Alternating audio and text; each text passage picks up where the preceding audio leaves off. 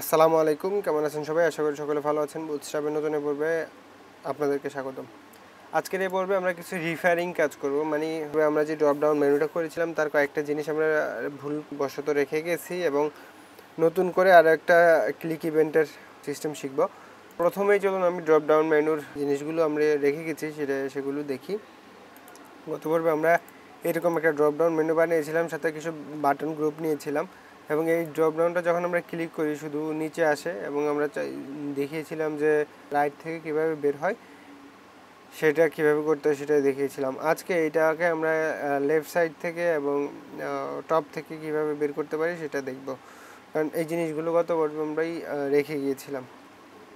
তো চলুন চলে যাই আমাদের এডিটরে এবং আমরা এডিটরের মধ্যে এটা হচ্ছে আমাদের এডিটর কোডটার মধ্যে আমরা কি করব এখন, এটা তো শুধু ক্লিক করলেই নিচে আসতেছে, আমরা এটাকে রাইট সাইডে নিয়ে আসব।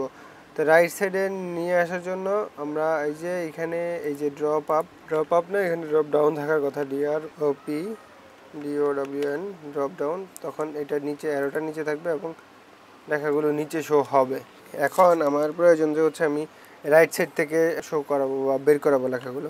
তখন আমি কি করব, ড্রপ ডাউন তো থাকবে, ড্রপ ডাউন থাকার পরে তারপরে লিখতে হবে DROP drop END drop end. যখন আমি ড্রপ এন্ড লিখবো এখন, তখন ক্লিক করার পরে আমরা এই রাইট সাইড থেকে বের হবে, ঠিক আছে?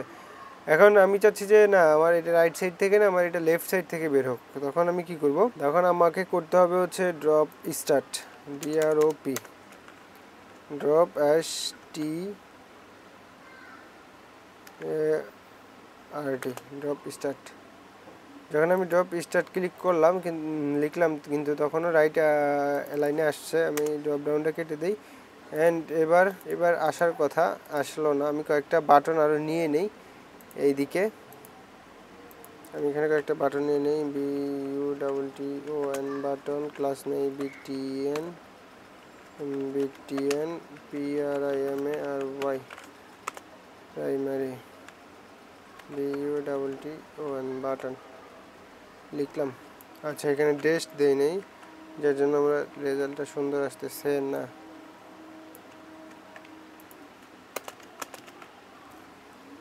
এখন যদি আমি এটাকে দেখি, তখন দেখেন এইখানে রাইট লাইনে চলে আসলো। তার মানে কি বিষয়টা বুঝতে পারছেন? যখন আমার রাইট লাইনে আমি দেখানোর জন্য আমার প্রয়োজন হবে, তখন আমাকে রাইটে অবশ্যই জায়গা থাকতে হবে, মানে লেফটে জায়গা থাকতে হবে। এটা হচ্ছে লেফট সাইড। লেফটে যখন আমার দেখানোর প্রয়োজন হবে, তখন লেফটে কিন্তু আমার অবশ্যই জায়গা থাকতে হবে, তখন এটা আসবে, আদারওয়াইজ এটা রাইটেই শো করবে। এখন যদি আমি এই বাটনগুলো তুলে দেই, তখন দেখবেন যে আবার এটা সেই অ্যারোর লেফটে থাকলেও কিন্তু লেখাটা রাইটে দেখাবে। তো আশা করি বিষয়টা বুঝতে পেরেছেন। এরপর আমার প্রয়োজন হবে যে এটাকে টপে দেখানোর জন্য। এখন টপে দেখানোর জন্য অবশ্যই আমাকে লিখতে হবে এখানে ড্রপ আপ, ঠিক আছে? DROP drop UP up. Drop up যখন লিখবো তখন আমার এর চিহ্নটা দেখাবে ঠিকই, কিন্তু আমার মেনুগুলো আপে দেখাবে না। এর কারণ একটাই, কারণ আপে আমার জায়গা নেই। তখন আমি একটা পি ট্যাগ নিয়ে আমি কিছু লরেম টেক্সট লিখে দেই, তখন দেখবেন যে কিছু জায়গা হবে। আশা করি এই জায়গাতে হবে না। আমি এটাকে আবার কপি করি, মানে আমার যে মেনুটা আছে এটা অনেকটা লম্বা এবং উপর থেকে আরও অনেক জায়গা দরকার, যার জন্য আরও কয়েকটা জায়গা নিয়ে নিই। অ্যান্ড এরপরে আমি যখন ক্লিক করব তখন দেখেন ঠিকই টপে চলে আসছে, ঠিক আছে? এই হচ্ছে drop up, drop start and drop এন্ডের কাজ। ড্রপ ডাউন তো বাই ডিফল্ট থাকেই।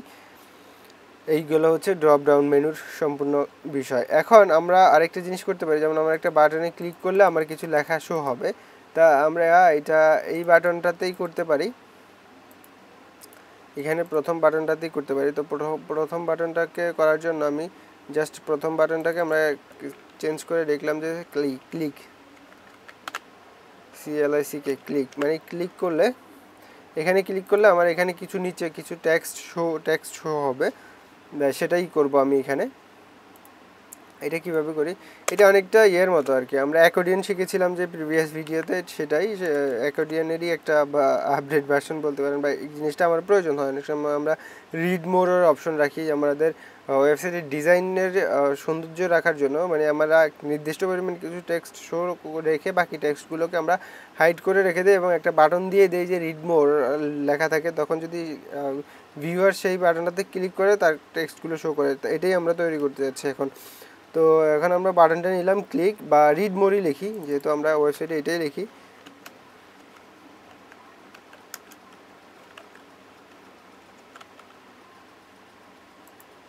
আমার রিড বানান ভুল হয়েছে। এখন আমি ডিআইবি নিব, ডিআইবি নিব হচ্ছে ধরেন ক্লাস নিব কলাপস, COLLAPSE কলাপস, কারণ আমরা এটাকে বিষয়টাকে কলাপস করবো, শো অফ এরকম থাকবে, মানে অন অফ টাইপের থাকবে। ডিআইবি নিলাম একটা কলাপস, এবং এটার মধ্যে আমি কিছু লরেম টেক্সট অবশ্যই লিখে দিব, লরেম টেক্সট লিখে দিলাম। এবং লরেম টেক্সট লিখে দেওয়ার পরে এখানে শো হওয়ার কথা না, হবে না, কলাপস করে রাখছি তাই আমার হচ্ছে না। এই যে এখানে শো হচ্ছে, কিন্তু যখন আমি কলাপস করে রাখছি এটা বাই ডিফল্ট ডিসপ্লে নান করা আছে, ঠিক আছে। তো আমরা ক্লাসটাকে নিয়ে আসি, কলাপস ক্লাসটা নিয়ে আসলাম, এবং আমরা এখানে একটা আইডি লিখব, এই ডিআইবিটাতে একটা আইডি দিব যেটা আমাদেরকে শো করাবে। এখন এটা কলাপস ক্লাসটা আমাদেরকে ডিফল্টভাবে হাইড করে রেখেছে, আমরা এখানে আইডি নিব যেটা আমাদেরকে শো করবে। তো আমি এখানে লিখলাম ডিডিট ডেশ দিয়ে মোর রিড মোর, ঠিক আছে। বা এভাবে না নিয়ে আমরা এভাবে নিতে পারি, বড় হাতের এম দিয়ে রিড মোর নিলাম। এই আইডিটাকে আমরা ধরে এই বাটনটাতে যখন ক্লিক করবে সে শো করবে। তো বাটনটা হচ্ছে এটা, আমরা এখানে কিছু কাজ করতে হবে, যেমন আমাদেরকে প্রথমে এই ডাটাটাকে টার্গেট করতে হবে এইখান থেকে। তো আমি এখানে লেখা শুরু করি, যেমন ডাটা বিএস টোগেল করবে কি কলাপস,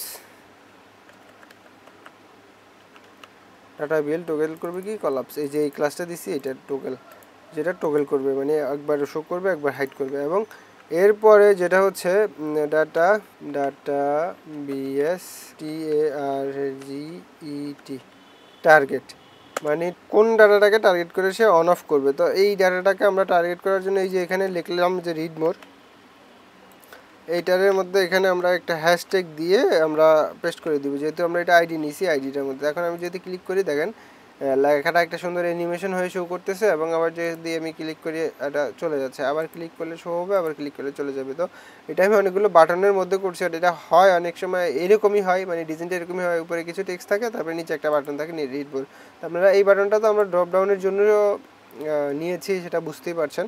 তো আমি আর নতুন করে বাটন নিলাম না, এই বাটনটা থেকে আমি আপনাদেরকে দেখালাম। তো এই হচ্ছে বিষয়। আবার যদি আপনারা চান যে বাই ডিফল্ট এটাকে শো রাখার জন্য, মানে বাই ডিফল্ট শো থাকবে, তারপর ক্লিক করলে হাইড হয়ে যাবে, তখন আমরা একটা ক্লাস ব্যবহার করব এখানে, জাস্ট শো। যখন শো ক্লাসটা ব্যবহার করব তখন বাই ডিফল্ট এটা শো থাকবে, এবং যখন ক্লিক করব তখন এটা চলে যাবে, আবার ক্লিক করব শো হবে, আবার ক্লিক করবে চলে যাবে। এই হচ্ছে এই বাটনটার কাজ। তো আশা করি আজকে ভিডিওটি আপনাদেরকে ভালো লেগেছে। যদি ভালো লেগে থাকে তাহলে অবশ্যই শেয়ার করবেন, আর যদি ভালো না লেগে থাকে কমেন্ট করে জানিয়ে দিবেন যে কেন আমাদের ভিডিওটি ভালো লাগেনি। দেখা হচ্ছে নেক্সট এপিসোডে, ততক্ষণ পর্যন্ত ভালো থাকবেন, সুস্থ থাকবেন, আর আমার জন্য দোয়া করবেন। আল্লাহ হাফেজ।